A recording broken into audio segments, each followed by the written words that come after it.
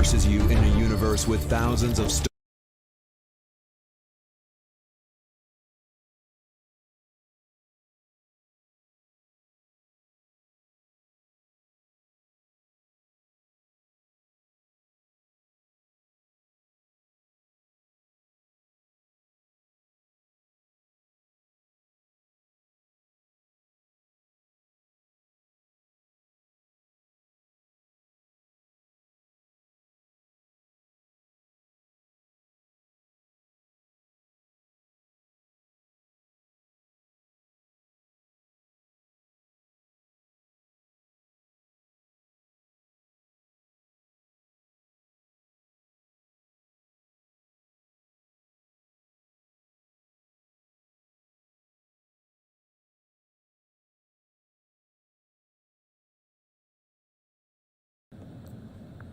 On the Facebook live stream of Saturday's service at the synagogue, an angry man could be heard ranting at times, talking about religion. The video did not show what is happening in the building. The man has repeatedly mentioned his sister in Islam and used profanities. He was heard asking for his sister to be released from prison. At one point, another voice can be heard apparently talking on the phone to police. The man has said a few times he didn't want anyone hurt, and he has mentioned his children. It's unclear how many people are in the synagogue, but we're going off that one report there that there are 4 total that are being held hostage. Commenters on the live stream are offering prayers for the rabbi. More than 8,000 viewers were watching the live stream before it got taken away. We don't know if it was taken away by Facebook or something else was able to pull that live stream.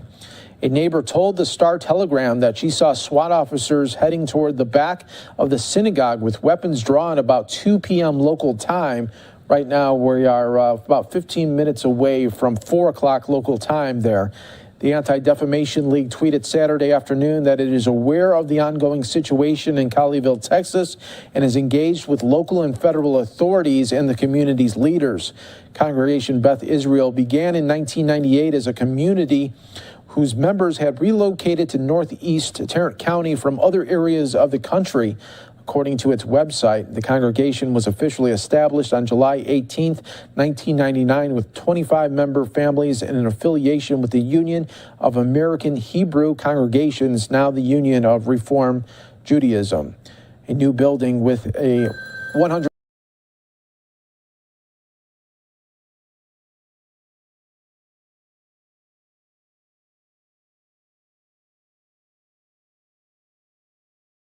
160-seat sanctuary opened back in situation that continues to be happening. Hostage situation still underway at this Texas synagogue, where a live stream earlier captured the hostage situation. We didn't have video of it, but you heard of the audio, muffled parts of the audio that continued on right here.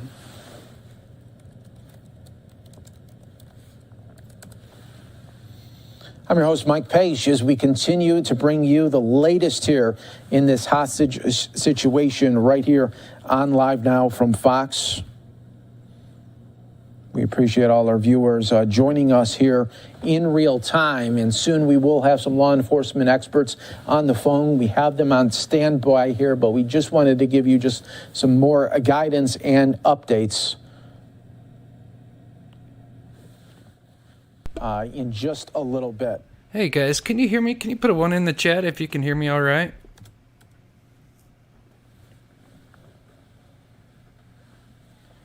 Yeah. There's a static shot right now that is right outside of okay. All right. Of the congregation. And you can hear the video okay? All right, thank you. Oh, you guys are awesome. You guys are on it. All right, I'm just tuning in, so I'm trying to look on my other laptop to figure out some of the information, and then once I do, I'll kind of like, whenever there's kind of a pause like it is now, I'll kind of talk over it and stuff. But I was setting up to kind of do a an overview on Gabby Petito and Brian Laundrie, since I haven't ever talked about that since I've started going live, and that's kind of setting up for a show tonight. Fox, does continue. We appreciate But our viewers, with this going on, continue to watch with us here in real time. I wanted to check this of out. breaking So news situation at the I'm going to Texas turn this up, and I'm going to synagogue pull up where, some information on my other laptop hostages here. are still Yeah, Sleuth, I'm having some trouble now that I set up this Streamlabs. Yeah, I'm having trouble with the chat. this info all in real time as the best that we can get for you. Fox 4 Dallas on the scene as well.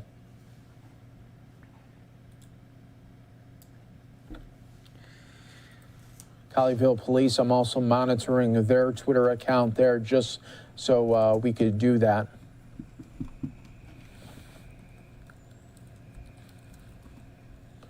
Waiting for more information from SWAT team members as well as the Colleyville Police. All right, everyone, it looks like we do have now our first guest here to provide some coverage. Darren Wyatt, he police practices expert, is on the phone here with us on live now from Fox. We appreciate you joining us here and giving us some insight. Thank you so much, Darren. Hi, Mike. How are you today?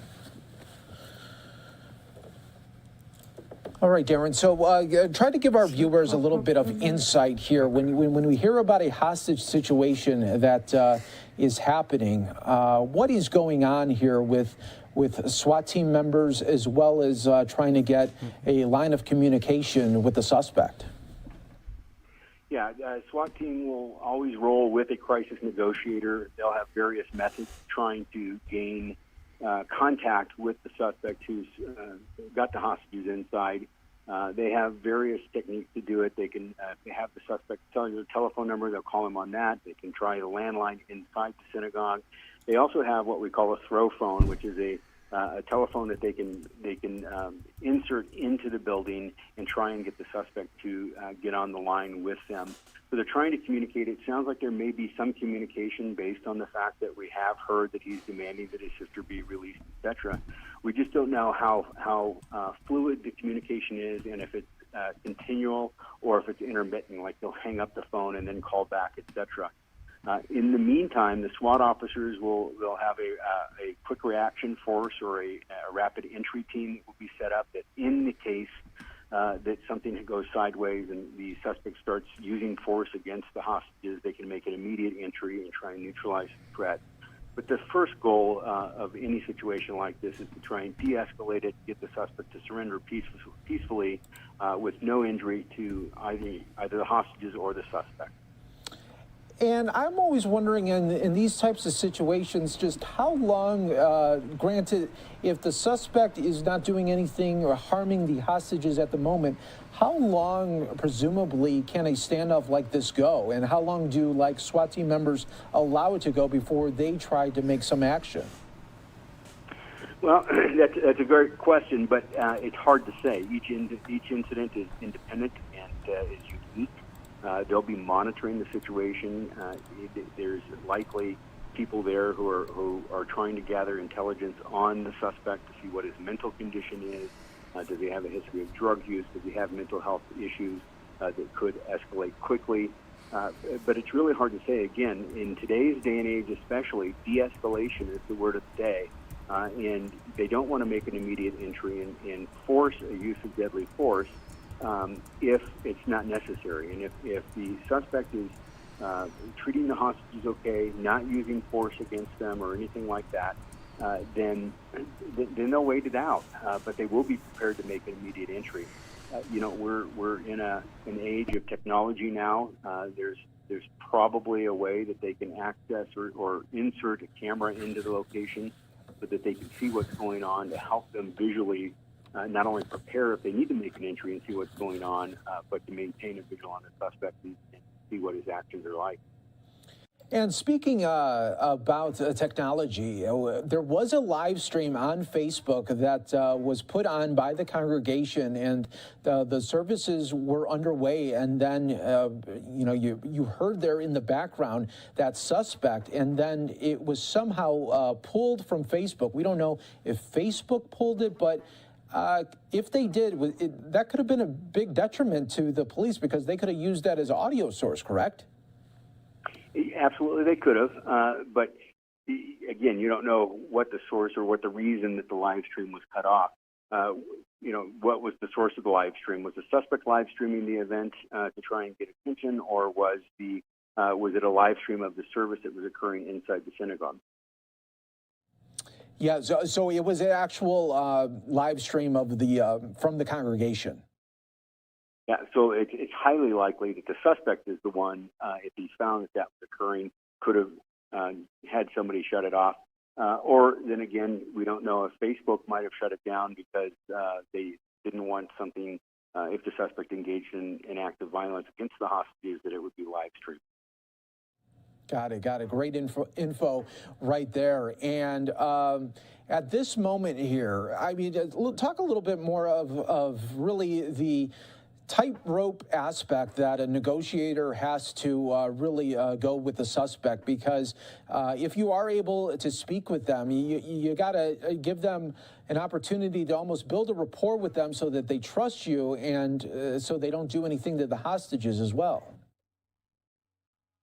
Yeah, exactly. And, there's a common misterm when they talk about negotiations, because they're not negotiating with the suspect. They're communicating with him. Negotiation would mean that it's a give and take. And they're not going to, if the suspect demands that his sister be released from prison, they're not going to negotiate to release the sister from prison.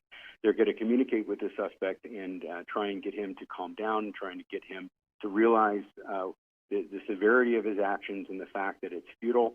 It's not going to impact what he wants to occur, and to get him to surrender. So they're communicating with him. Like you said, they're trying to establish a rapport. At the same time, they're probably trying to reach out to other family members and see if he had contacted any of them prior to this and told them what his plan is.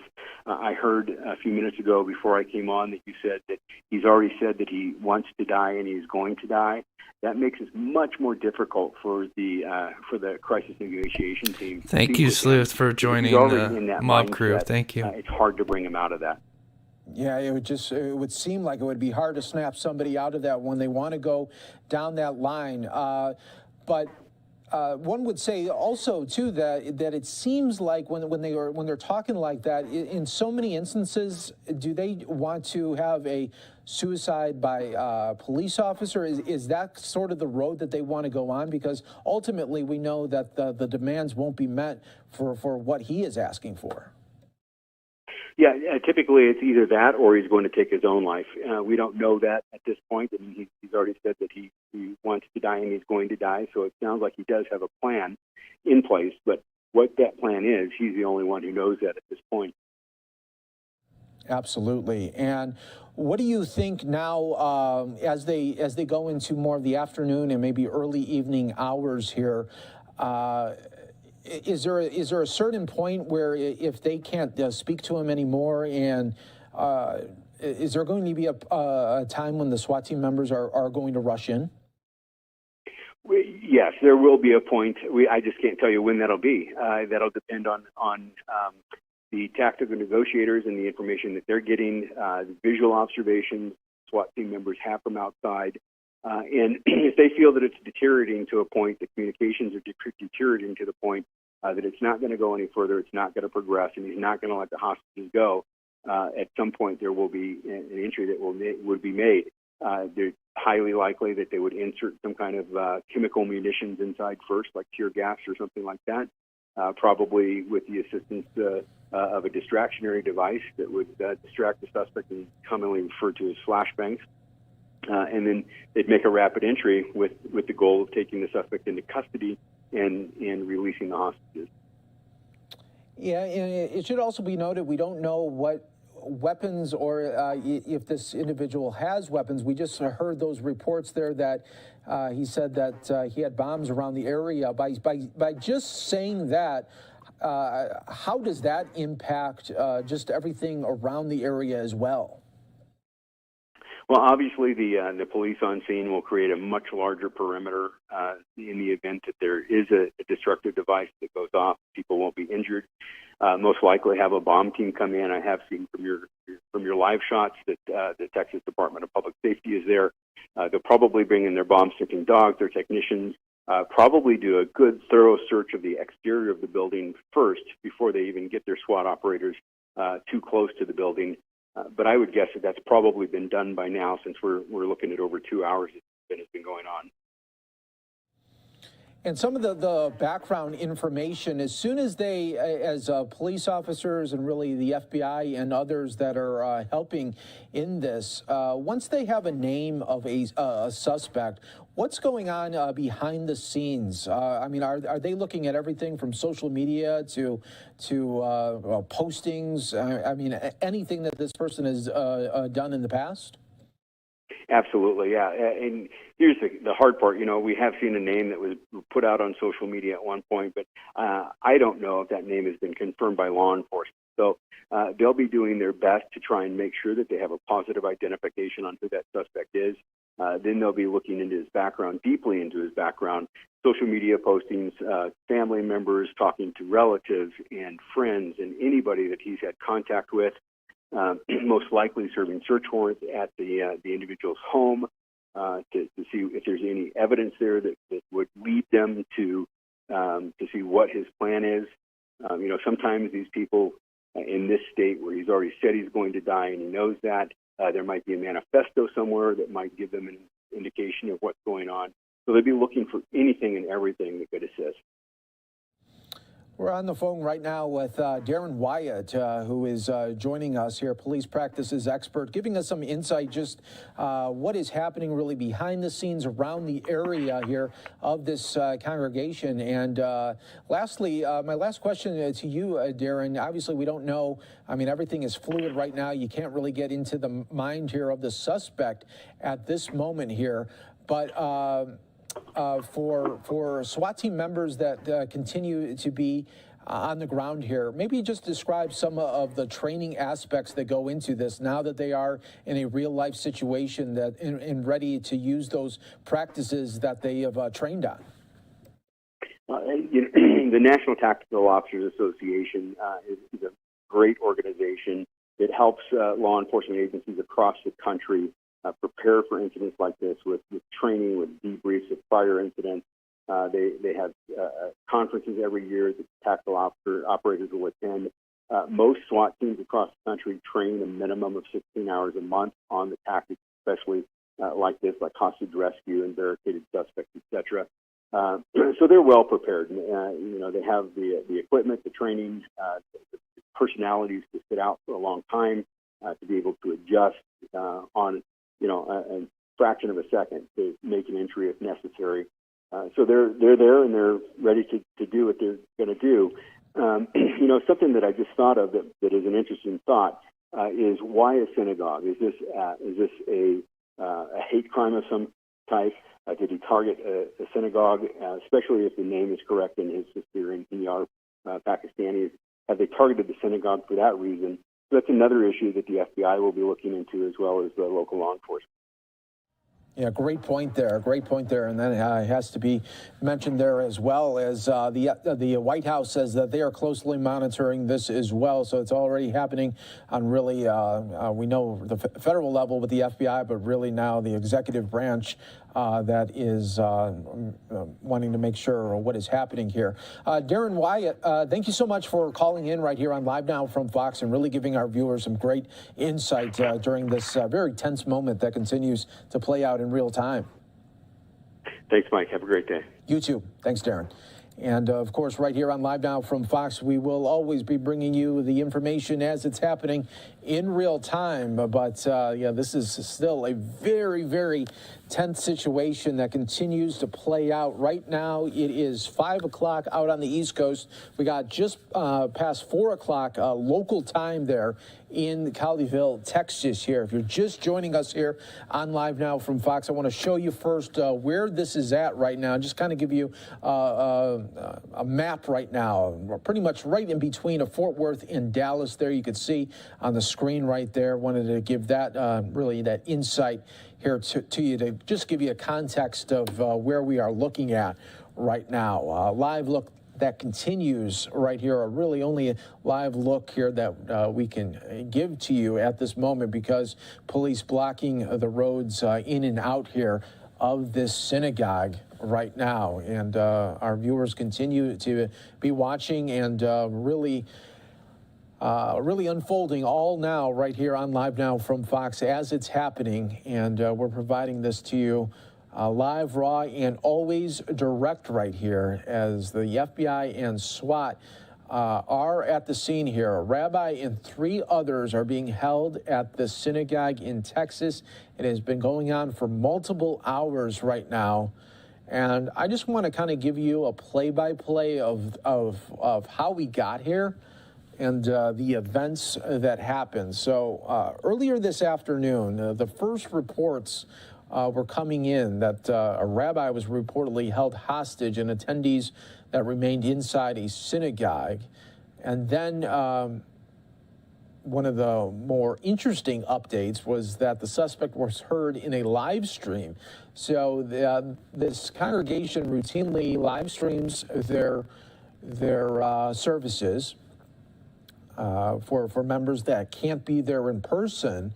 And unfortunately, this incident happened, and you were hearing then on the stream there the voice of the suspect. There was no video. They had a slate up of a graphic that was just showcasing their live stream. And then terror happened when this suspect took over the service and held the rabbi and 3 others hostage.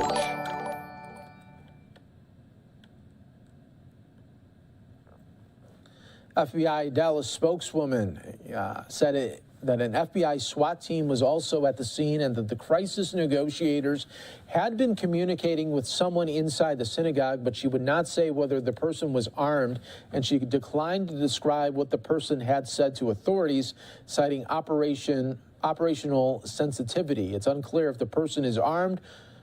People are being asked to avoid the area at all times there. The Prime Minister of Israel tweeted that he is closely monitoring the situation, and we pray for the safety and hostages and also the rescuers at this time.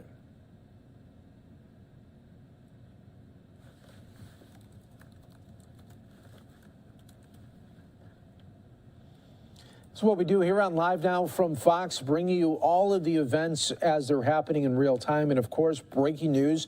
We've been in breaking news really for a good portion the last couple of hours, giving you wall-to-wall coverage as this is all unfolding in real time. Once again, this is just a very fluid type of story here where information is going to come in and go, and we're doing our best to really break that down to all our viewers here that continue to join with us here in real time of the situation where a rabbi and 3 others are being held hostage at the synagogue in Texas. Let's just go over some of the other news here from what is being reported from Fox News, everyone.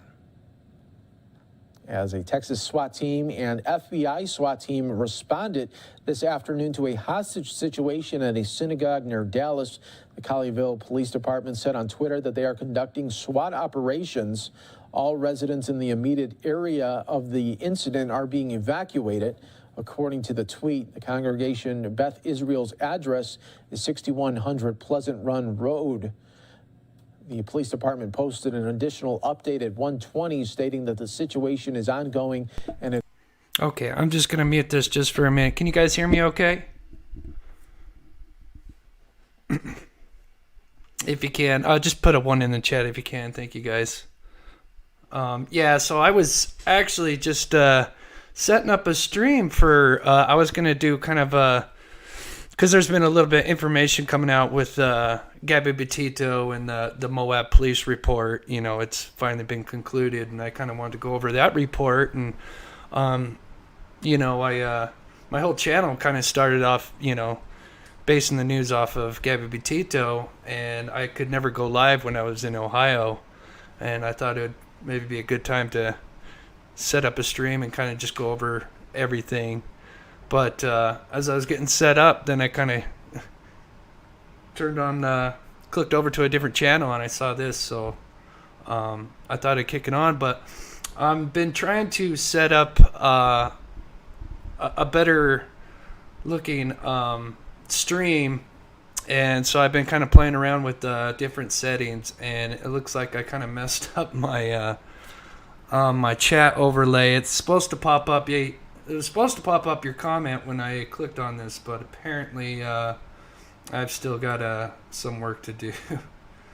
But yeah, thank you everybody for tuning in. And I'm gonna kick it back on. I am just going through a few more details, and then the next break we get, I'll turn back on the mic.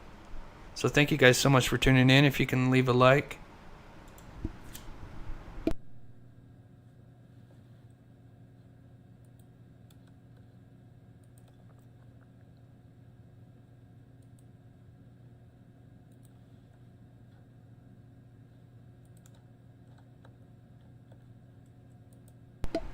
Okay, so I guess he's not talking, so I better.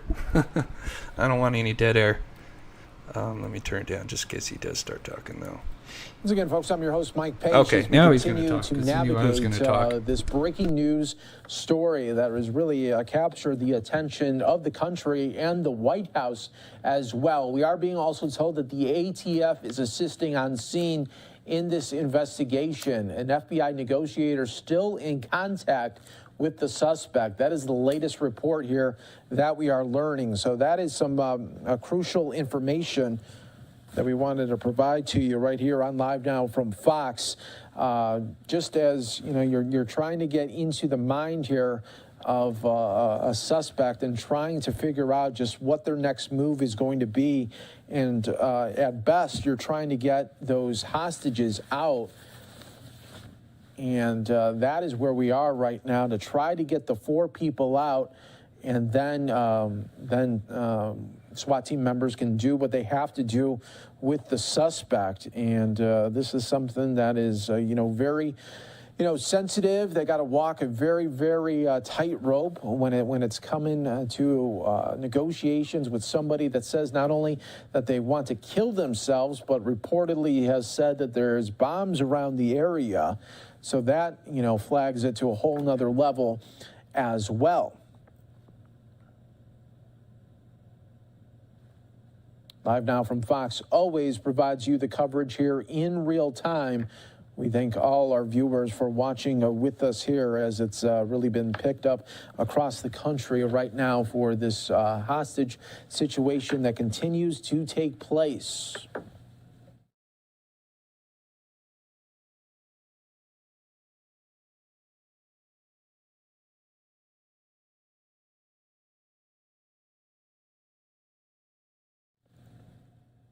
You're just going to see this shot here for just a moment. We are going to take, we're going to show you this shot. Okay, if you guys can hear me. Okay, yeah, I got my mic on. So yeah, apparently the suspect is demanding he wants his sister to be released from prison. I'm still trying to look up more details on like where his sister's at. If you guys know, go ahead and put it in the comments.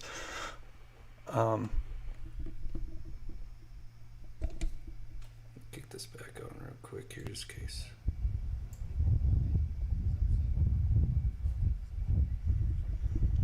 Yeah, I tried to do this new chat overlay, as you guys can see over to the right, and it's an absolute mess. It was supposed to be like 10 times better, and I don't know, I messed up setting it up, and so it looks terrible right now, and it's driving me nuts.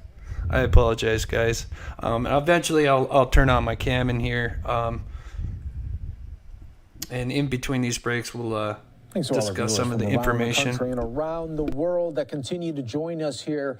It's just going after 4:15 local time there in Colleyville, Texas right now, where we continue to bring you this live breaking news of a rabbi and 3 others that are held hostage at this synagogue in Texas.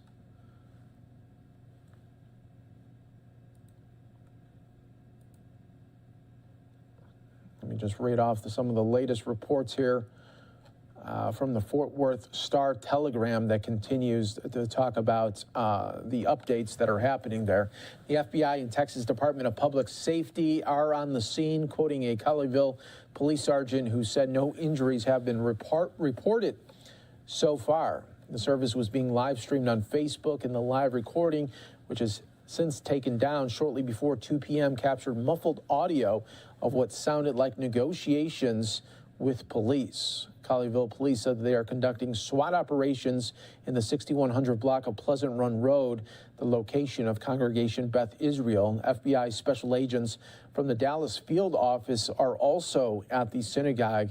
A spokeswoman for the agency said all residents in the immediate area were evacuated and people are asked to avoid the area. A source on the scene has said that an armed suspect took a rabbi and 3 others hostage and claims to have bombs in an unknown area. The source told ABC that the suspect's sister is a known terrorist who is incarcerated at Federal Medical Center in Carswell, a women's prison in Fort Worth, and he is demanding that his sister be freed from prison. According to that report, the FBI is trying to confirm that the hostage taker's sister, a Pakistani woman who is imprisoned on charges related to the attempted murder and assault of United States officers and employees in Afghanistan in 2008.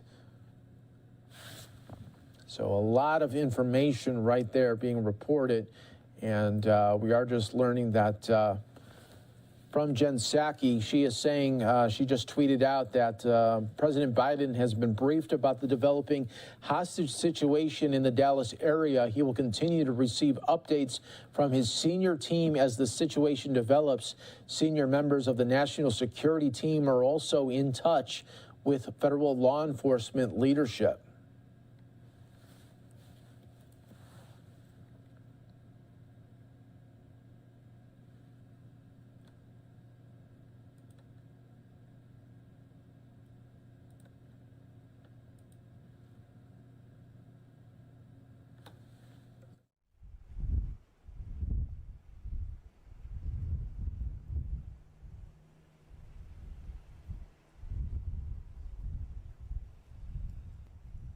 Yeah, so at this time, there are no injuries at this time, and the FBI negotiators are the ones who have contact with the person in the building.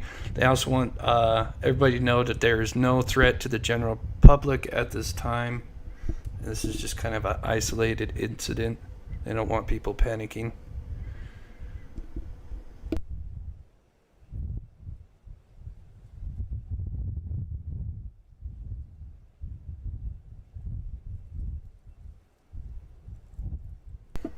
Oh, yeah, I was just talking about how, I was just setting a Google user, and Melissa, I was just talking about how this setup is right now. I'm playing around with some new settings, and it didn't quite turn out right, so I did a couple of practice live streams, and it was working pretty good, and then I don't know why. I think maybe some of you might have gotten some notifications earlier and tried to click on something and nothing was there. I tried to, like I said, I was doing a private stream, but I don't know why, because it was on private, but it still sent out notifications, I guess. So I apologize. I didn't know it would do that. But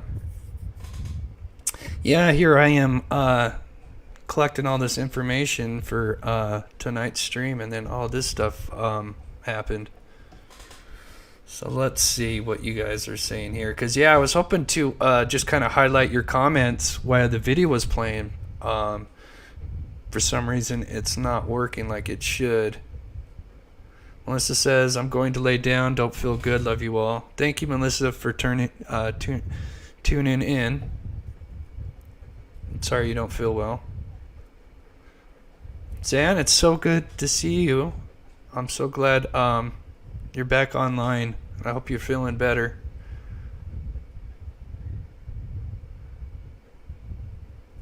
Let's see.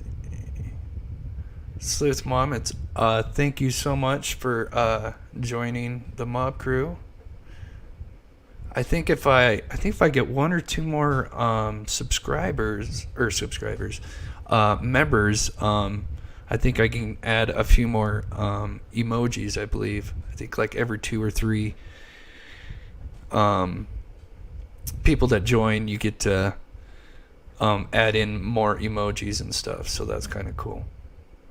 So thank you, Sleuth, so much for doing that.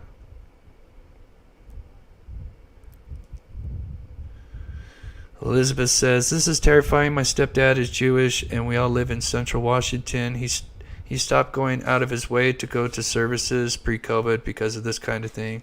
Oh, I am so sorry, Elizabeth. That's terrible.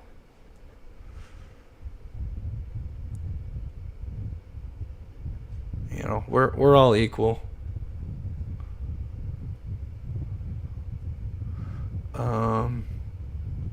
Aunt Denny? Oh, I have to go. Oh, she had to leave. And Sarah's good to see you. Sorry, I have not been on my Facebook account because it's a disaster right now. At least running her emojis right now. Yeah, I've got to. This was about 30 minutes ago, okay. everyone. Let's see what he's going to say. Colleyville Police continued to tweet saying that situation continues to be happening and that they ask the public to avoid the area. We will continue to provide updates via social media. That was from the Colleyville Police Department. You're watching live now from Fox, always in demand here for you as we are covering this breaking news that continues to play out right here. Hostage situation underway at a Texas synagogue there in Colleyville, Texas.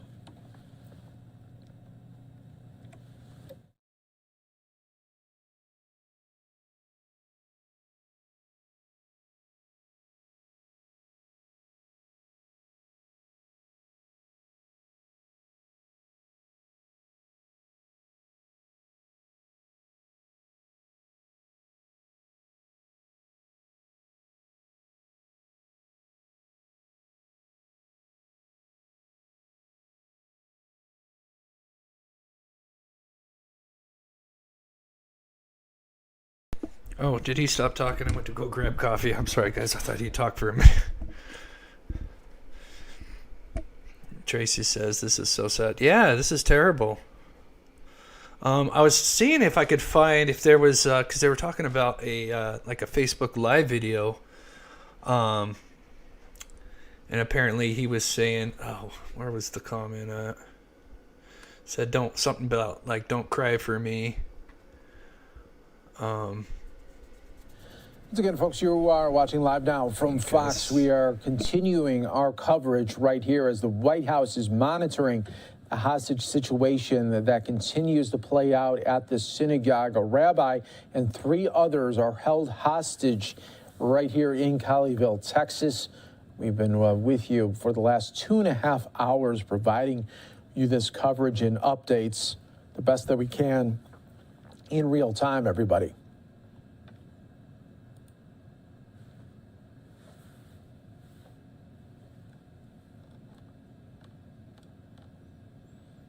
The latest right now, as Colleyville police are on the scene, police units are near the Congregation Beth Israel synagogue. The FBI is on scene assisting police with the situation. At least 4 hostages are believed to be inside the synagogue, according to reports from 2 law enforcement officials who were not authorized to discuss the investigation. The synagogue's rabbi was believed to be among those hostages. There have been no reported injuries at this time.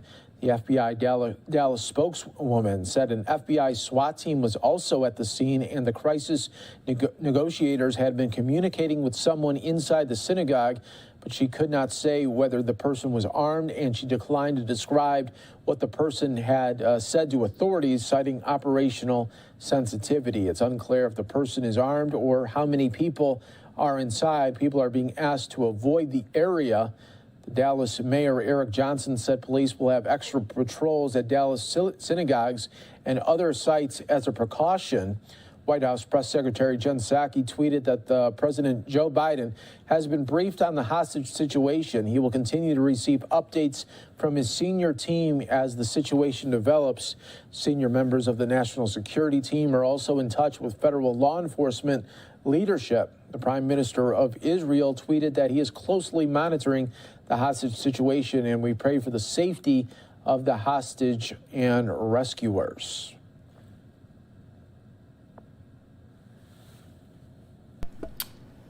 So yeah, oops, pull the mic.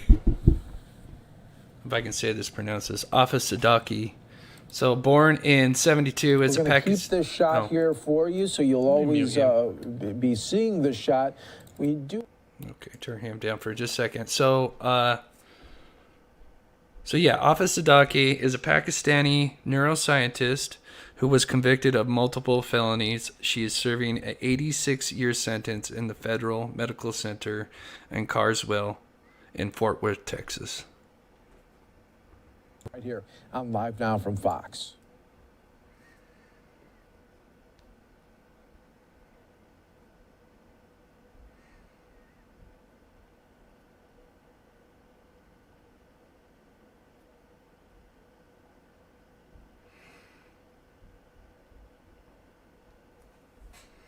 Mayor Adams, followed by Jana Lieber, chairman of the MTA. We also have Chief Jason Wilcox from the Detective Bureau, who will be able to answer some limited questions about the investigation, and Chief Kathy O'Reilly, Chief of the Transit Bureau. So, Police Commissioner Sewell. Good afternoon, and thank you for coming. I'm Police Commissioner Keyshawn Sewell. Joining me today is the Mayor Eric Adams, Jana Lieber from the MTA, Edward Caban, First Deputy Commissioner, Kathleen O'Reilly, my Chief of Transit, and Assistant Chief Jason Wilcox of the Detective Bureau. I want to remind you that this information is preliminary. This case is ongoing. Earlier today at approximately 9:30 in the morning, uniformed officers who are patrolling the mezzanine area of the 42nd Street Times Square train station were alerted by train passengers that a male had just pushed a woman onto the southbound Q train tracks. Upon arrival at the scene, officers discovered a female under the train with severe trauma to her body. EMS responded and pronounced the victim deceased at scene. An investigation revealed that a woman was standing on the southbound RQ train platform when she was suddenly pushed onto the train tracks as she was standing waiting for the train. This incident was unprovoked, and the victim does not appear to have had any interaction with the subject. After the incident, the subject fled the scene but turned himself into Transit District 2 a short time later. The identity of the deceased is being withheld pending proper notification to her family. What I can provide to you now is that she is a 40-year-old female who is a New York City resident. This was a senseless, absolutely senseless act of violence. Our investigators are actively investigating this crime, and our uniformed officers will remain vigilant throughout the subway system. I'll turn it over to Mayor Adams for his comments. Thank you, Commissioner. A life is lost in this city. A woman lost her life due to a senseless act of violence. That pop up right. And when you look at this incident, it really highlights why the Commissioner and I rolled out a very significant plan of dealing with, one, crime in our system, but also the mental health crises that we are facing. The Chief of Transit Police actively implemented that plan, and we're going to continue to grow that plan. But we need help from the outside as well. There is a law called Kendra's Law. Far too often, our judges are reluctant to institute that law. Those who cannot take care of themselves being obligated to receive the proper medical treatment that they need so we won't create a dangerous environment. We want to continue to highlight that, how imperative it is that people receive the right mental health services, particularly on our subway system. To lose a New Yorker in this fashion would only continue to elevate the fears of individuals not using our subway system. Our recovery is dependent on the public safety in this city and in this subway system. Okay, I'm going to turn him down for a minute. So it looks like there was an Asian woman that was pushed into the train. Says this incident was unprovoked, and the victim does not appear to have any interaction with the subject. This was senseless. Officials say the suspect is Simon Marshall, who's 61, fled the scene but eventually turned himself in and is now in custody. They believe Marshall is homeless, and authorities say the suspect was known to police and have prior arrests. Says the 40-year-old victim was from New York. She has been identified. Let's see. And then he kind of goes on to talk about that. It's just right where we're at on the interview.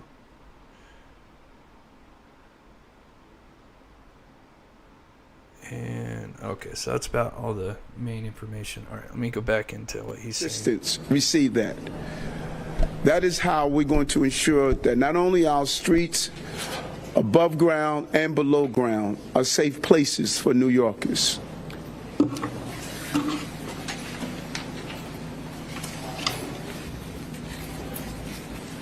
Thank you, Commissioner Sewell, and thank you, Mayor Adams. Thank you for your leadership in addressing this very, very serious problem New York is facing. This is a sad day.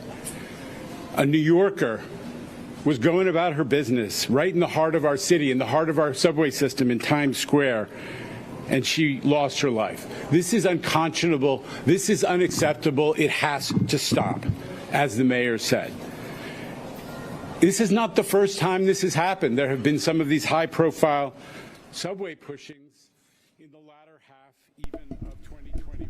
All right, guys. I'm gonna while he's talking, because yeah, I mean that's terrible. Let me mute him for a minute. So like I said, I was getting set up really for to kind of go over some documents on that Gabby Petito case. Until there's some new information, do you guys want me to go over what I have, or do you want me to save that for another stream?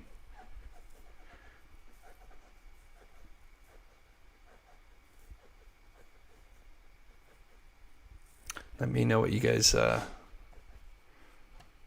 I just hate this aesthetic that I got going on here. Info: one suspect has taken the rabbi and 3 others hostage. Yeah, thank you, Rebby.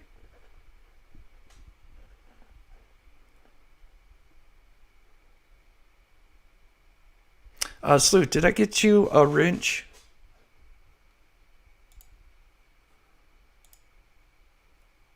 Okay, there we go. All right, Sleuth, if you want to go ahead and put your channel into the comments. Sleuth has been amazing. She's been helping me a lot, and we're going to be doing some collaborations here real soon. Let me see what you guys are saying in the comments here. Sarah Smiley says hello. Hello, Sarah Smiley. Crystal, would you like me to go over what I have, Crystal? Yeah, I'm sorry, thumbs up. My dog nudging dislike. Oh, it happens, no problem, TM. So, Twisted Lies and Alibis. Hello, first time watcher. Welcome. Tina Moose. Yeah, why don't I go over some of that while I'll keep this up here, and let's see. Tamara, what's up? Actually,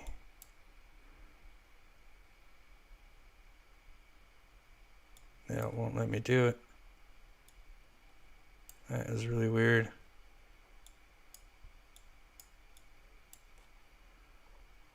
Oh no. Oh, I thought my computer froze. I wouldn't be surprised if it would do that.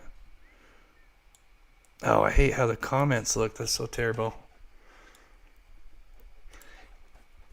Oh well, let's crack on, shall we? Hey! What's up, guys? Alright, I'll put my face back on here. So it looks like they're still talking about the subway. So yeah, let me go over just a little bit what I had here. Yes, it is, Sleuth.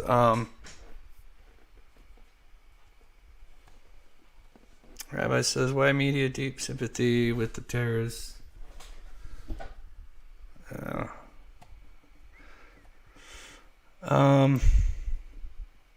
Put him away for just a second. God, yeah, see, I can't stand the way these comments look because it's like all blown up here. So I can't, if you guys like say something like, it's a big message.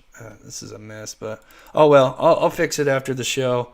Like I said, I just saw this kind of pop on and I'm like, oh wow, this is interesting.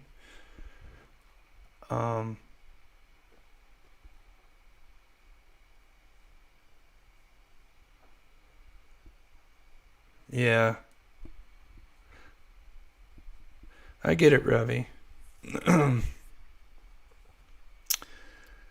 Well, if anything, if you guys got like the stream going, like I said, I'm going to go over a little bit on the Gabby Petito because they had released the report with the police officers who, I think they did their best with what they had. But unfortunately, they did make the wrong call. But here is the official report. I'm at the live desk with the news on the Gabby Petito case that swept the nation earlier this year. A new report has come out where Moab, Utah police officers reportedly made several mistakes in their review. The captain of the department found that the officers who responded to the August 12th incident between Petito and her fiance misclassified the incident, and their report lacked details. This independent investigation was conducted after a lawyer filed a formal complaint raising questions about how the incident was handled. When Petito told officers how she slapped Laundrie first in their fight, the officers failed to document any injury she suffered, and no one asked Laundrie about a scratch on her cheek after Petito said he grabbed her face. This review found that the incident also should have been categorized as a domestic violence report, which would have warranted an arrest or a citation. The officers say it's impossible to know if Petito would have been alive today had the report been filed correctly, but the report also recommends that the two officers be put on probation. And I'll keep tracking this news. Heidi. So, yeah, there's that. Okay, yeah, I got my mute up. So what do you guys think? Do you think the officers should be fired or just penalized in the Gabby Petito?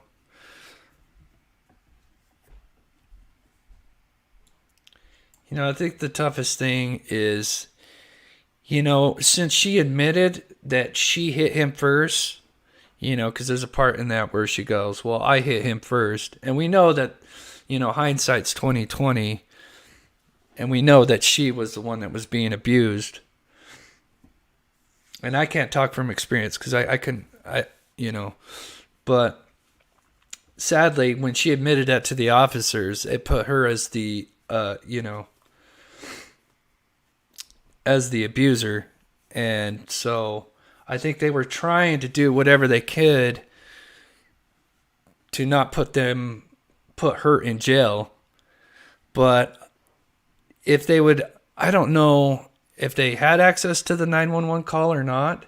If they would have heard that, it would have maybe changed it, because then they would have heard that more of what that witness had seen previously before they had, that which happened in front of the co-op.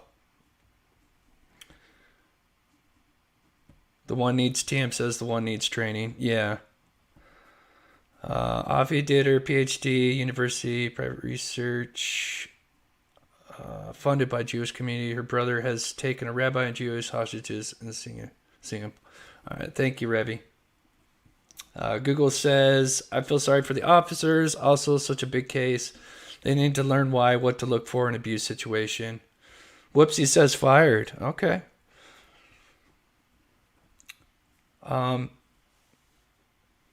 Tina, I think the comments the police made towards Gabby were inappropriate. Also, police did not take in consideration. Yeah, both 911 calls. Yeah, I think if they would have had the 911 calls, and we don't know what they had access to or not.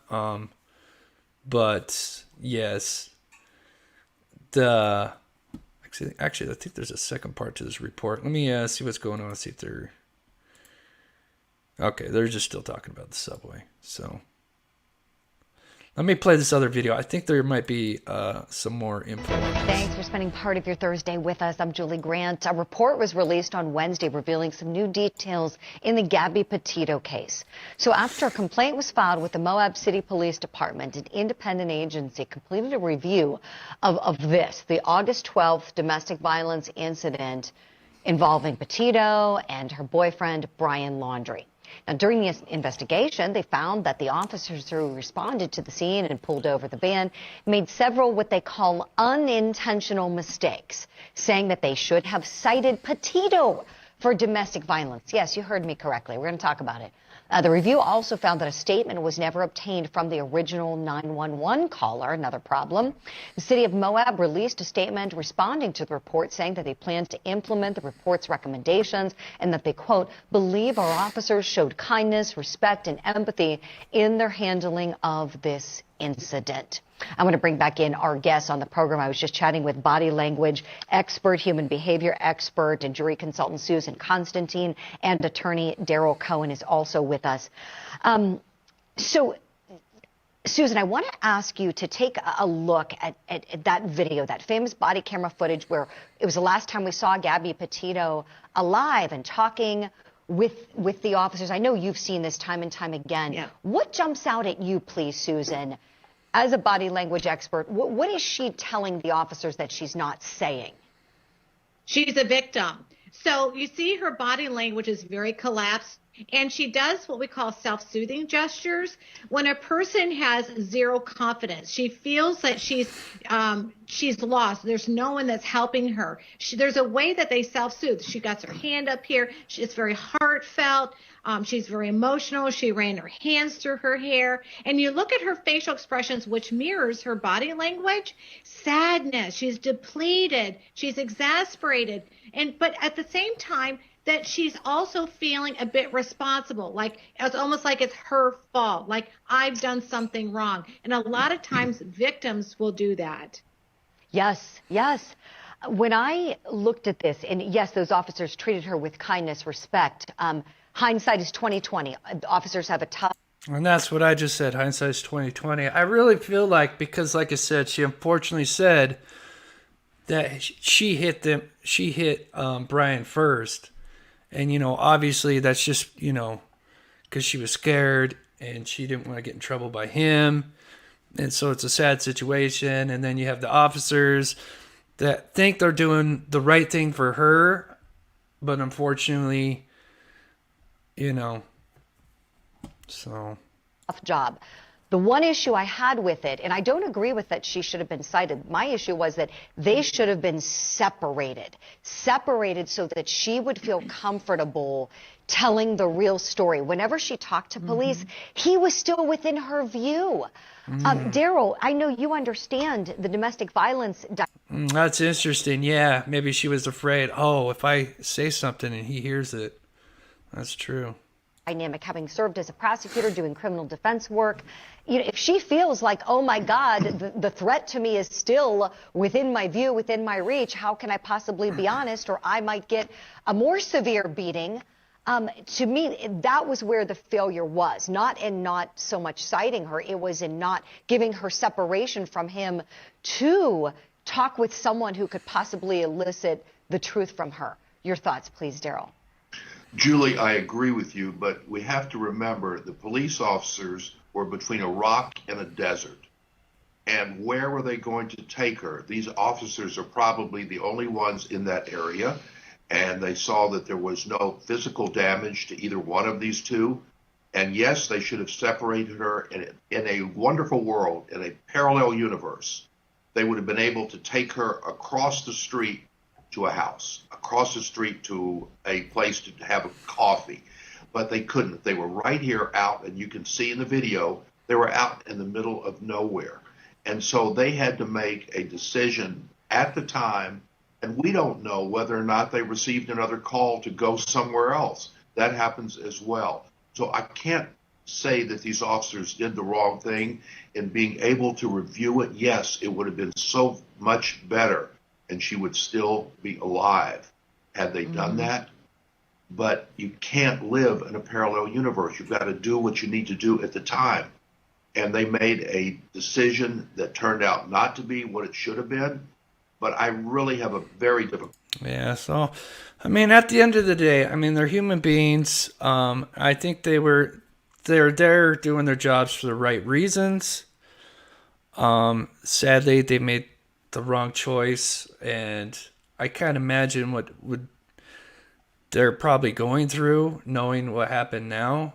And I know a few of them have talked about it, and I know one of them, I'm not sure which one, but one of them is doing pretty bad. I mean, so they finally released the full report on this. And I'm not going to go through it. I know a lot of other channels have gone through like the entire report, but all in all, it's just basically they got marked for unintentional mistakes and put on leave. So,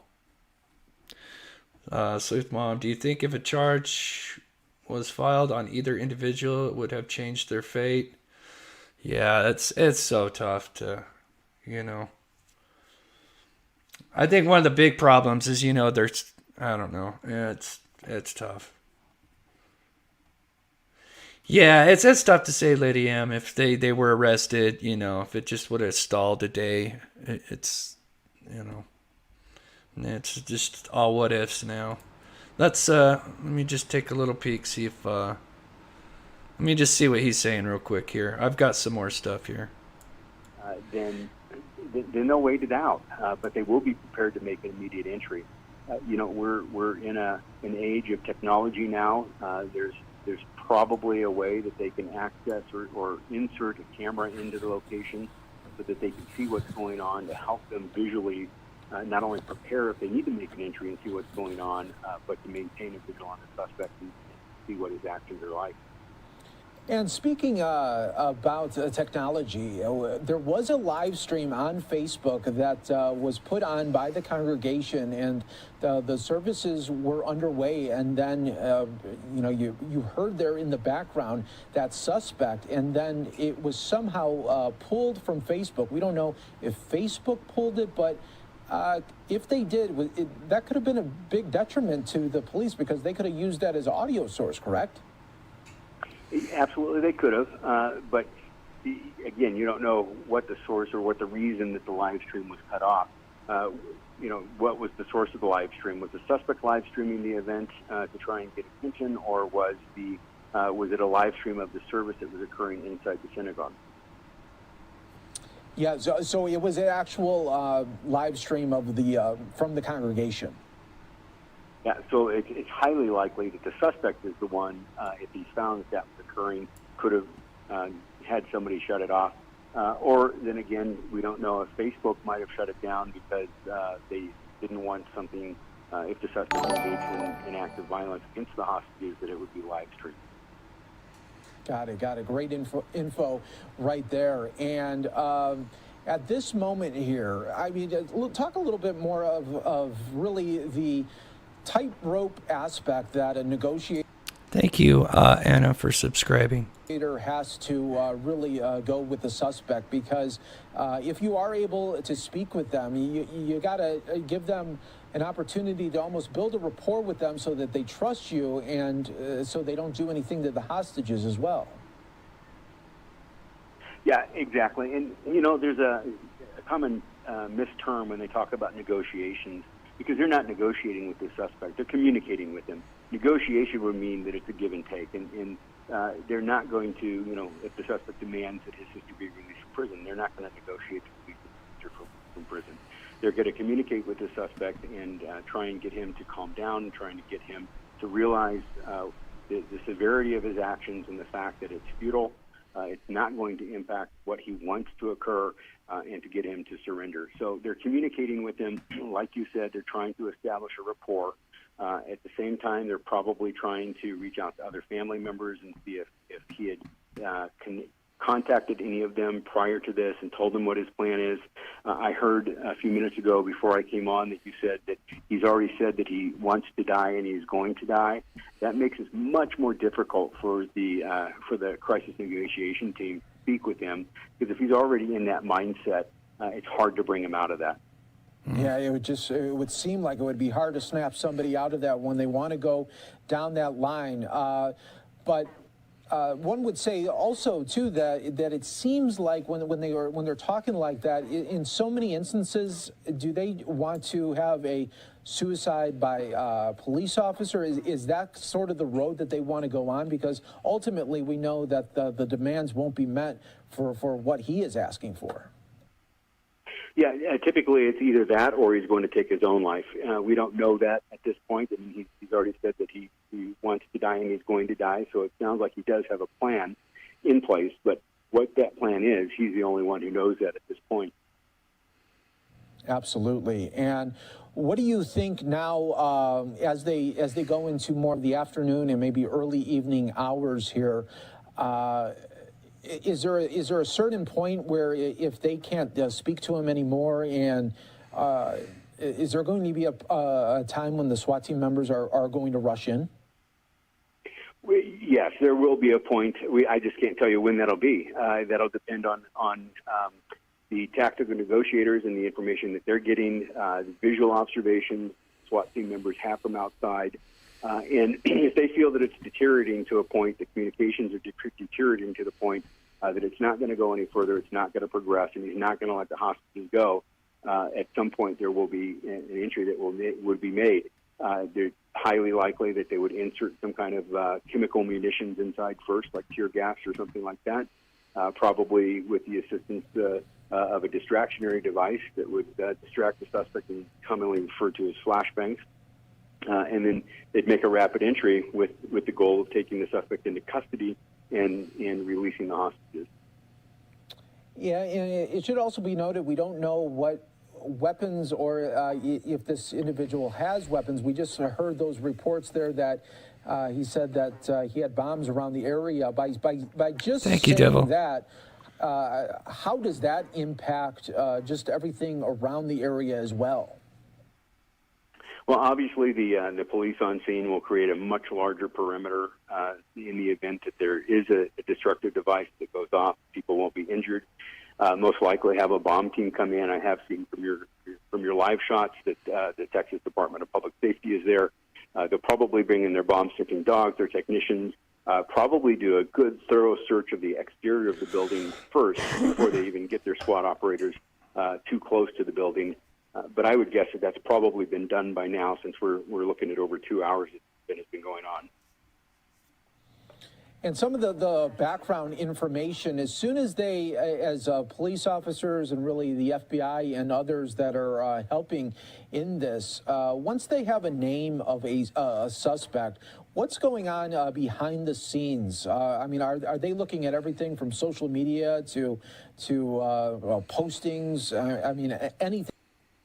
Around social media postings, family members talking to relatives and friends and anybody that he's had contact with, most likely serving search warrants at the individual's home to see if there's any evidence there that would lead them to see what his plan is. Sometimes these people in this state where he's already said he's going to die and he knows that, there might be a manifesto somewhere that might give him. Thank you, Lumpy Space Princess, for the $6.99. I love your name. That's awesome.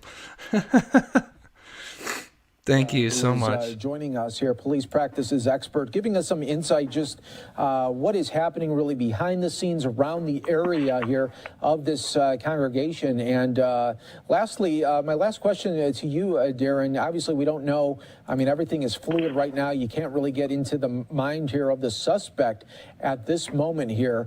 But thank you, Eric, for that kind comment. Thank you. Members that continue to be on the ground here, maybe just describe some of the training aspects that go into this now that they are in a real life situation that and ready to use those practices that they have trained on. The National Tactical Officers Association is a great organization. It helps law enforcement agencies across the country prepare for incidents like this with training, with debriefs of prior incidents. They have conferences every year that tactical operators will attend. Most SWAT teams across the country train a minimum of 16 hours a month on the tactics, especially like this, like hostage rescue and barricaded suspects, etc. So they're well prepared. They have the equipment, the training, the personalities to sit out for a long time, to be able to adjust on a fraction of a second to make an entry if necessary. So they're there and they're ready to do what they're going to do. Something that I just thought of that is an interesting thought is why a synagogue? Is this a hate crime of some type? Did he target a synagogue, especially if the name is correct in his sister and he are Pakistanis? Have they targeted the synagogue for that reason? So that's another issue that the FBI will be looking into, as well as local law enforcement. Yeah, great point there. And then it has to be mentioned there as well as the White House says that they are closely monitoring this as well. So it's already happening on really, we know the federal level with the FBI, but really now the executive branch that is wanting to make sure what is happening here. Darren Wyatt, thank you so much for calling in right here on Live Now from Fox and really giving our viewers some great insight during this very tense moment that continues to play out in real time. Thanks, Mike. Have a great day. You too. And that was from earlier. You're watching Live Now from Fox, everybody. We appreciate you joining us here, right here on Live Now from Fox. Earlier, Jen Psaki tweeting, the White House press secretary, saying that President Biden has been briefed about the developing hostage situation in the Dallas area. He will continue to receive updates from his senior team as the situation develops. Oh, it looks like we might be getting some playback here from maybe witnesses or people that heard from around the area here. So, okay, I'm going to pause it just real quick. While you guys can, I'm going to post a link to Sleuth Mom's channel. She does great work featuring the missing. She kind of does what I do. She's got her own style to it, and it's great. She's been a great help to me. So if you can, please show her some love. Let's try to listen here on Live Now from Fox. The congregation, so very tense situation right now, and I'm hoping that everything turns out okay. And what have you heard from, seen conversations on real congregation? Describe people and what they mean to you and their impact. Oh dear. Okay, that's not me. That's the live. I apologize. That sounds terrible. Our pastor here passed away a few years ago. He was very good friends with the rabbi here, and we're just hoping for a great outcome. Okay, I'm going to turn that down. Appreciate you. Thank you. At least I don't think that's me. We're trying to listen in the best that we could. Oh, okay, yeah, it's theirs. The audio was a little bit scratchy, Yeah. but we are continuing to follow this very tense situation that is happening right now. We got another shot here available to us right here on Live Now from Fox, everyone, and we're able to show just another vantage point that we're able to bring to you right here on Live Now from Fox. Always in demand, live, raw, and unfiltered here for you, bringing you the top stories and headlines from across the country, going on about 3 hours of coverage here so far, giving you the latest updates all around this horrible situation in Texas, where the SWAT team responds to hostage situation at synagogue. I'm going to die. The congregation was operating a live stream when the situation began. The police department posted an additional update at 3:20 stating that the situation is ongoing and advised. Thank you guys for showing your support for her. She's been a great help, and we're going to be doing some collaborations here soon. So if this slows down, like I said, I've got some information, because originally I was going to do a video on Gabby Petito and Brian Laundrie, just kind of all the latest stuff that came out. I wanted to go over the notebook, because there's been a little bit of information about the future of that notebook, and I know I think a lot of us want to know what's written in that. So I do have some information on that. So when this calms down for a minute, we'll go over that. Charlie Crittenden Walker is the rabbi at Congregation Beth Israel and has been in the position since 2006, according to the congregation's website. The synagogue describes itself as an intimate, vibrant, growing Reformed Jewish congregation that has a lot to offer in terms of religious, social, and educational opportunities for the youngest, from the youngest to our oldest members.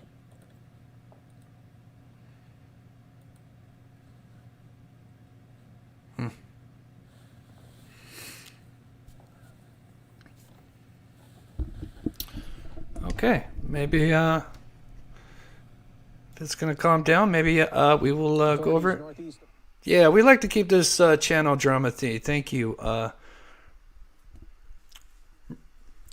Maronda. Yeah, we like this channel to be drama-free. It's nice to be able to share our opinions, but you know, let's not try to offend anybody. I know this is kind of a, you know, a hard topic. Colleyville Police said that they are conducting SWAT operations in the 6100 block of Pleasant Run Road, the location of... So while we're kind of waiting for the next... something big happens, I will go back to this, but if you guys want to, I can go over what I found about the notebook, because I know a lot of people are wondering. Me, Rhonda. Yeah, I know. I'm sorry. If you guys know me on this channel, I am the worst at YouTube names, so. Thank you. Me, Rhonda. I like that name. That's awesome. Thank you for helping me out. So it looks like they're just kind of going back over some of the same information right now. So,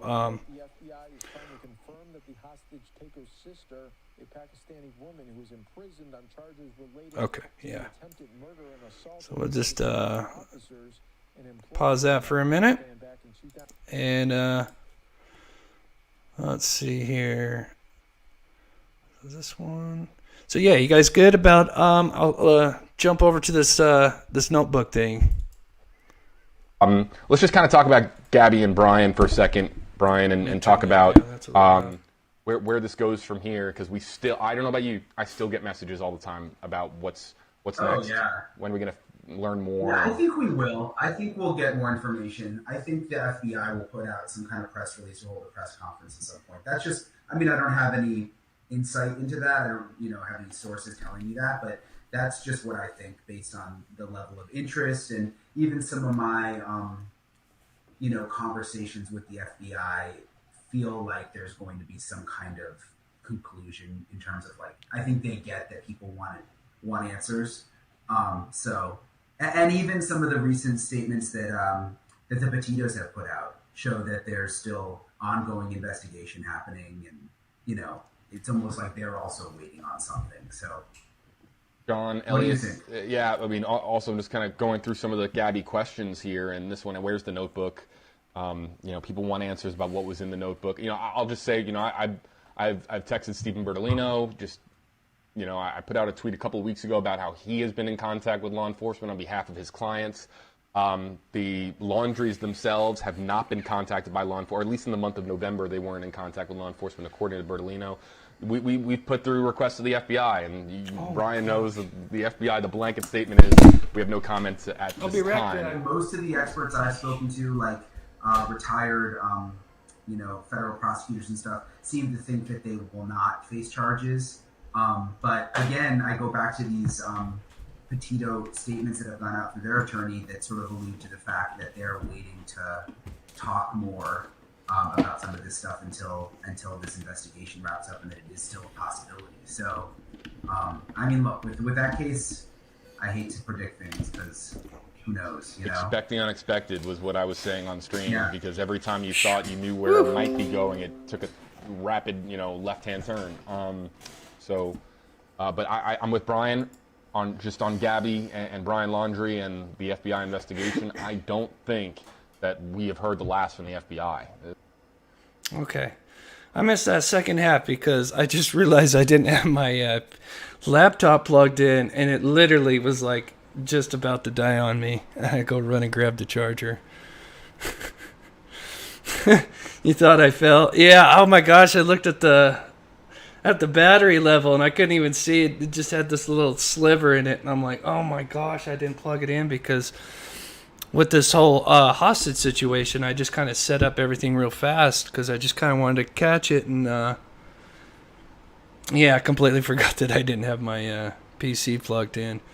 For some of those that are just joining, thank you so much for tuning in. This is probably the most viewers I've had in a long time. This is so awesome. Unfortunately, I didn't set up. I wanted to set up where I could highlight your chats like most channels do, but apparently I messed something up. So, but I'll get it fixed this after this stream here. I think I just forgot to turn on something because it should just pop up your chat at the bottom when I do this, but for some reason it's not doing that.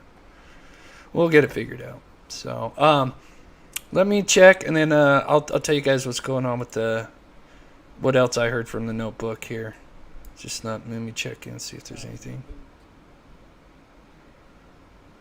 So, okay, so there's not much going on at the moment. So, there's this other video I came across. Brian Laundrie's parents are seeking the return of their son's notebook found near his remains at Florida's Carlton Reserve. According to the Laundrie family attorney, Chris and Roberta Laundrie, that being Brian's parents, are filing a request for the notebook that is, at last we knew, in possession of federal authorities. Now, the attorney says this is a formal proceeding in administering Brian's estate after Gabby Petito's mother, Nicole Schmidt, filed to receive Gabby's belongings at the Laundrie home, or, of course, with authorities. Now, the notebook became an object of endless speculation online after the FBI announced they had found the notebook near his remains at the Carlton Reserve. We don't know what is in that notebook and whether or not it has any connection to Gabby Petito's death. Her death remains an ongoing FBI homicide investigation. Brian Laundrie named a person of interest, of course, after Petito was found dead of manual strangulation in Teton County, Wyoming. Laundrie himself being found dead of a self-inflicted gunshot wound at the Carlton Reserve. The latest on this story, you can click on the link. It'll take you over to WFLA.com and the WFLA app. So, yeah, I saw an interview, and I couldn't snag it up, but it was with Jennifer Coffindaffer, and I'm sure most of you know who she is. She kind of came along about halfway through this investigation. She's a retired FBI and has been given a lot of insight into this case and future cases now. She's been pretty hot on Twitter right now. But I saw an interview that she did just a day or two ago, and they were saying she was saying that the notebook will be released. She doesn't know when, but it will be returned. It just has to go through some kind of court process. But what? Let me know in the comments what you guys think is in the notebook. Do you guys think there's a confession? I know some have speculated that it could even have some writing of Gabby even in there, depending on if this notebook was from the trip, or it could have some doodles or something on it. But I'm sure a lot of us want to know what's in that notebook.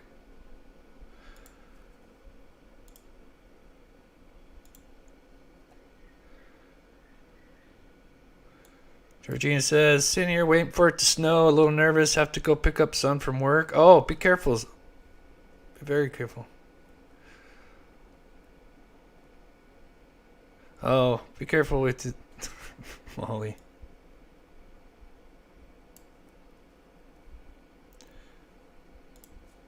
On the Facebook live stream of today's service at the synagogue, an angry man could be heard ranting at times, talking about... Be wonderful if you wrote down the location. Yeah.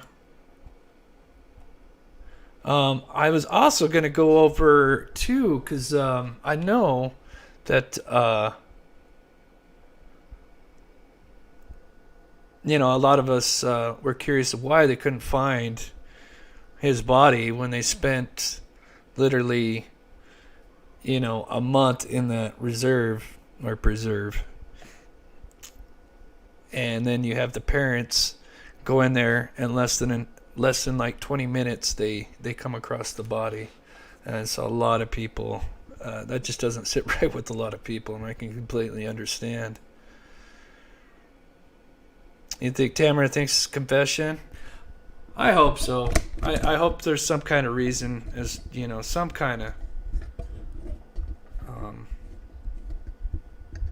I know there'd never be closure to the case, but it would be so nice to find out what's in it. Not dead. I know there's a lot of you that don't think he's dead. That's fine. We don't judge here. Okay. Let's see what this guy's saying. Pray for the members. Negotiations, because they're not negotiating with the suspect; they're communicating with him. Negotiation would mean that it's a give and take, and they're not going to, if the suspect demands that his sister be released from prison, they're not going to negotiate to release the sister from prison. They're going to communicate with the suspect and try and get him to calm down, and trying to get him to realize the severity of his actions and the fact that it's futile. It's not going to impact what he wants to occur, and to get him to surrender. So they're communicating with him. Like you said, they're trying to establish a rapport. At the same time, they're probably trying to reach out. Anna Marie says, I don't believe the parents will say what's in that book. Yeah, see that? Yeah, I'm going to look more into that. If the courts can just release that, if that was like evidence, then that would be public information. So I don't think it would matter if the parents, what the parents do. I think it will just be released. But I'll look into that. But I think we're gonna know. So, because if that's evidence, then technically that's gonna be public information at one point. Sarah Larson says, Zan, I would love to help others. It's fascinating how much you see when you can stand back and reflect on the trauma. Yeah. Out to other family members and see if I hope so too, Anna Marie. But I think so, yeah. Because if it is, it's evidence. I heard a few minutes ago before I came on that you said that he's already said that he wants to die and he's going to die. That makes it much more difficult for the crisis negotiation team to speak with him, because if he's already in that mindset, it's hard to bring him out of that. Yeah, it would seem like it would be hard to snap somebody out of that when they want to go down that line. But one would say also too that it seems like when they're talking like that, in so many instances, do they want to have a suicide by police officer? Is that sort of the road that they want to go on? Because ultimately, we know that the demands won't be met for what he is asking for. Yeah, typically it's either that or he's going to take his own life. We don't know that at this point. I mean, he's already said that he wants to die and he's going to die, so it sounds like he does have a plan in place, but what that plan is, he's the only one who knows that at this point. Absolutely. And what do you think now as they go into more of the afternoon and maybe early evening hours here? Is there a certain point where if they can't speak to... Okay, so it seems like they're still just kind of mulling over some stuff. So let's see what else I had. Missy says, how many hostages? What was it, 4? 4 hostages. One of them's a rabbi. Yeah, thank you, Sleuth. Yeah, so 4 hostages, one's a rabbi. They're talking about possibly, now they're not going to say when they're going to do it, obviously, just in case. I'm sure if he's got some kind of device to check the live news, but they said if they feel that they need to rush the place, then they will. What'd you say, Sleuth? You said something about Dog didn't... To be honest, I think FBI told Dog to stop. Yeah. I think Dog did some good things, It's kind of funny you guys mentioned Dog, because I did pull, because for a time it kind of got stale in the investigation there for a minute, And then Dog was the one that, found out they went to Fort De Soto. So, I think Dog did some good things. I was always a fan. I grew up, watching his show, so I was a big fan. I don't know if you guys remember this. I love this clip because... Let me have you, Brian! Oh, oops. Let's play this again. This is after they had found, sadly, Gabby Petito's body, and he found out. So, Dog wasn't too happy, so... Let me have you, Brian. Oh, I don't know why it pops up like that. Let me have you, Brian. But I don't know if you guys remember that interview. Oh my gosh. What else? Did I have something else for her? So yeah, I had the things about the notebook, and then yeah, like I said, I was gonna go over just a wide array of. I know I thought it was funny. I mean, he's just so intense. To him anymore. Now with Darren Wyatt, who is joining us here, police practices expert, giving us some Yeah, this insight Streamlabs just, is what is happening really atrocious. behind the scenes around the area here of this congregation. And lastly, my last question to you, Darren. Obviously, we don't know. I mean, everything is fluid right now. You can't really get into the mind here of the suspect at this moment here. But for SWAT team members that continue to... Thank you for mentioning that, retired midwife. Yeah, I need to look into that because I know that there is some assets that his parents can collect. I was real blown away that, you know. So thank you for mentioning that. I need to look into that. The National Tactical Officers Association is a great organization. It helps law enforcement agencies across the country prepare for incidents like this with training, with debriefs of prior incidents. They have conferences every year that tactical operators will attend. Most SWAT teams across the country train a minimum of 16 hours a month on the tactics, especially like this, like hostage rescue and barricaded suspects, etc.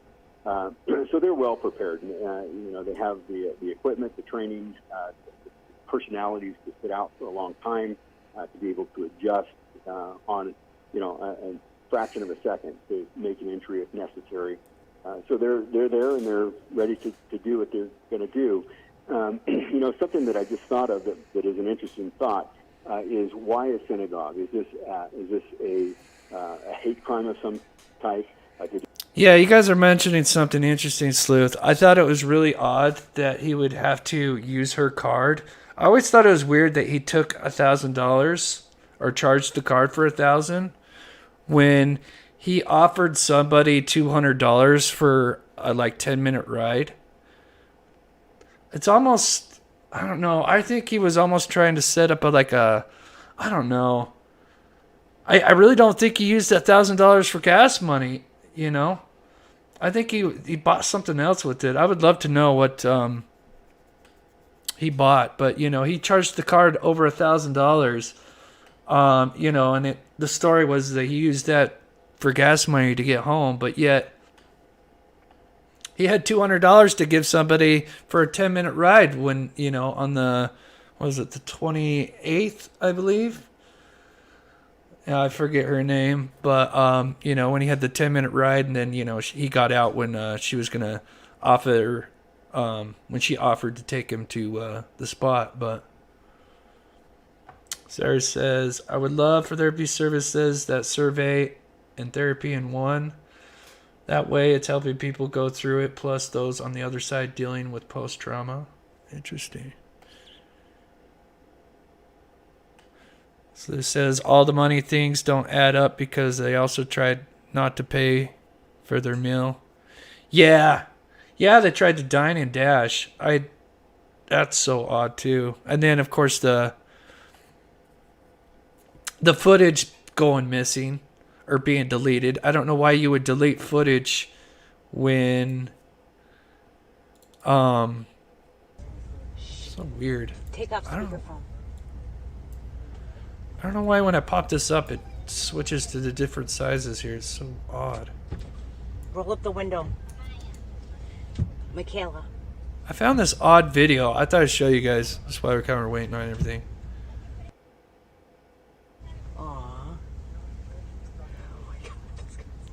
I think this is after they'd found his son. This a random guy went up and I mean, we're so used to seeing footage of you know, like Bullhome Betty, you know, screaming at him, and it's just so weird to kind of see. I don't say he's already pointing at him. I know. Still, at the end of the day, we're all human, you know. of course, they didn't make the right decisions on being quiet. But it's just odd. I just came across it. I'm like, wow, I'd never seen that footage.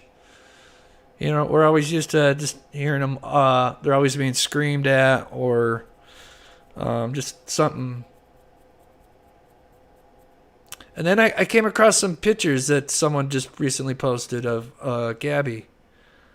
Her name is Medusa or something like that. But real pretty.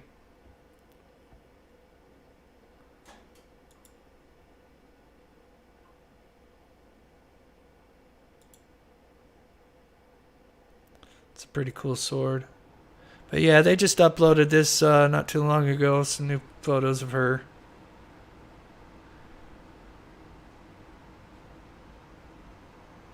Sand says, I needed that hug. Oh, I could imagine.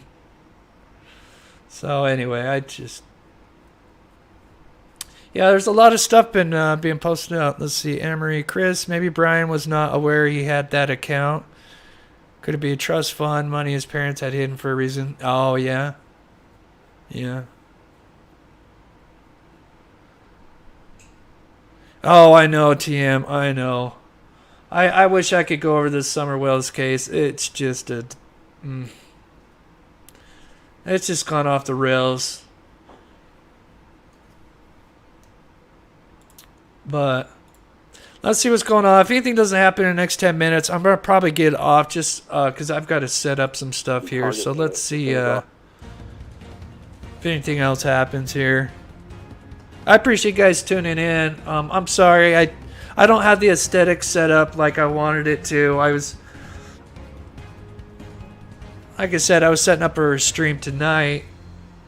We're back out live here for you on Live Now from Fox, continuing to follow this breaking news right here of unfortunate incident, and that continues to roll out right here on Live Now from Fox, everyone. We appreciate all our viewers that are joining us actually in real time right now as we continue to track this and try to give you the latest information that is really coming into our newsroom right here on Live Now from Fox.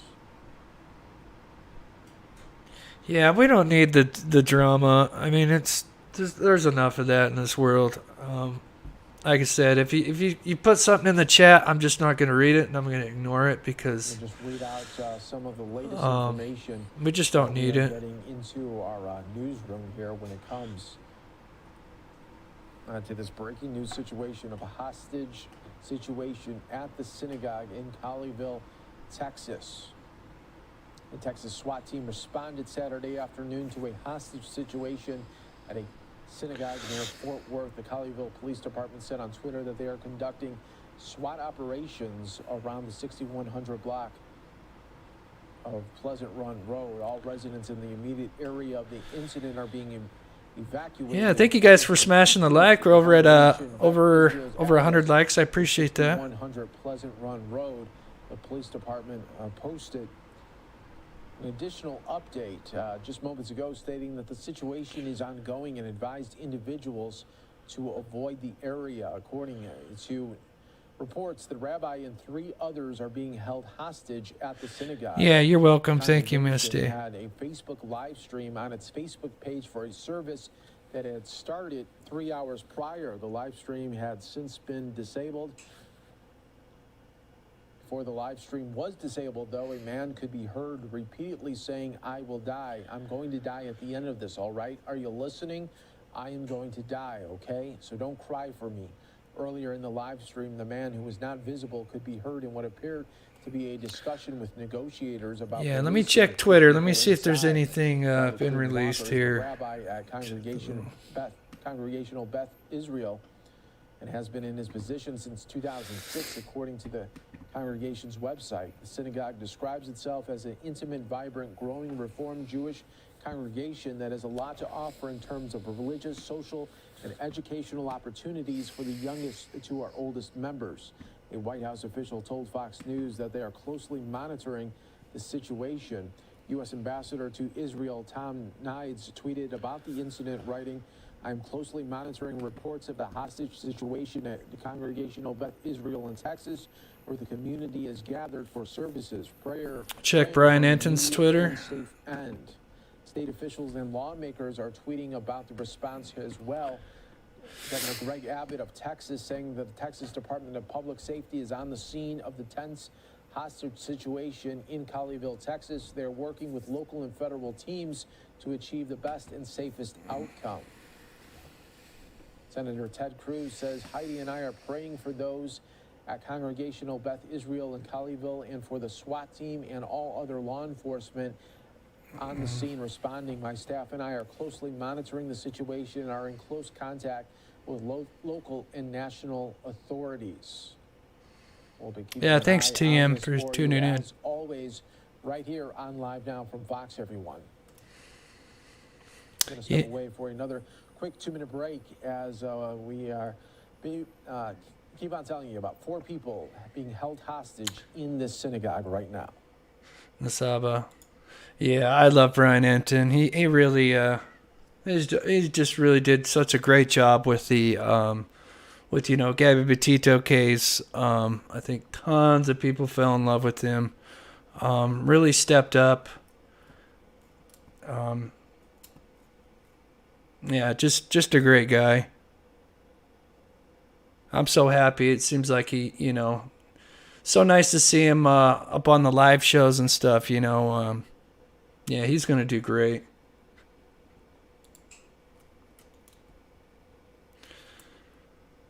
Let's see, what did I... Was this... Oh, that was for the other show. Okay. The Sloot Daddy. Oh, yeah. Oh, what, they need to buy, Brian Anton RV? Yeah, because he's always on the road. Poor guy. Yeah, Deanna says, love me some Brian Anton. Yeah, he is. He's just a good guy. But...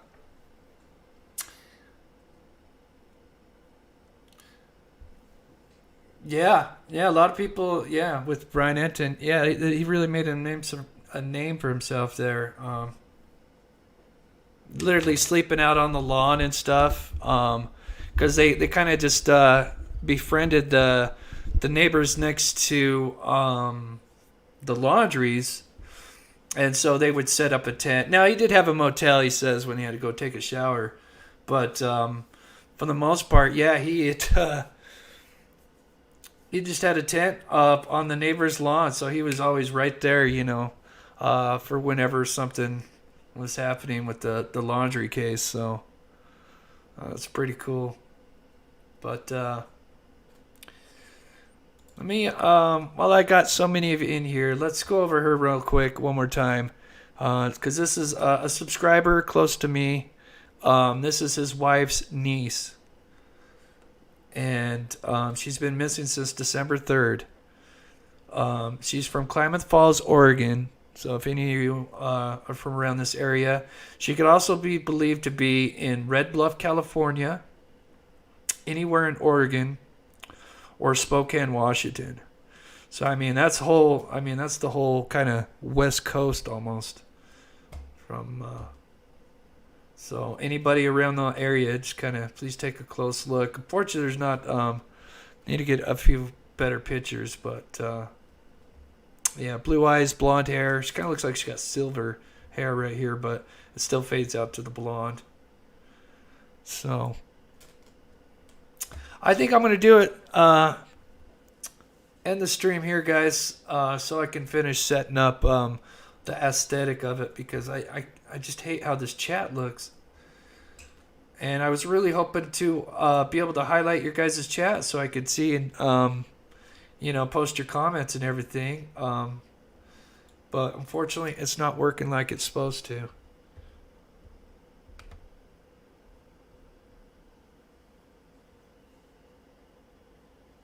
Anna Marie, I can share that on Twitter. Oh, yeah, I meant to put my Twitter up on there, too.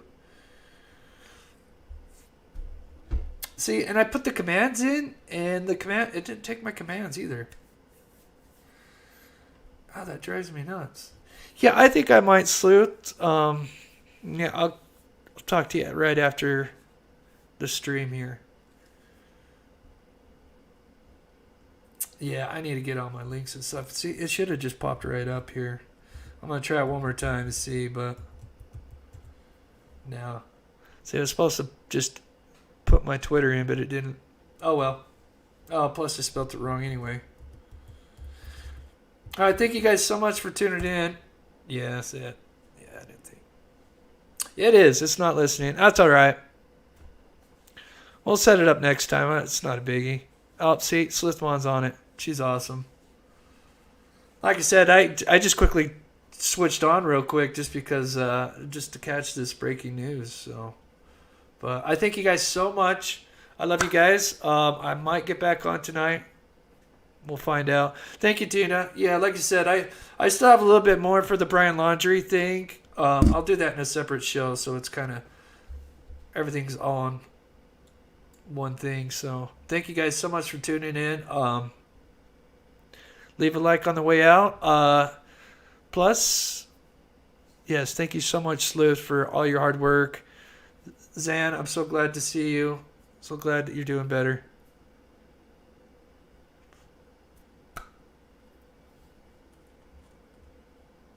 Go ahead, if you want, Sleuth, go ahead, put your channel in one more time if you want before you leave. And if you haven't subscribed head over to Sleuth Mom. She does great work. Yeah, thank you, Elizabeth, for joining. Tina, Molly, Sarah Larson.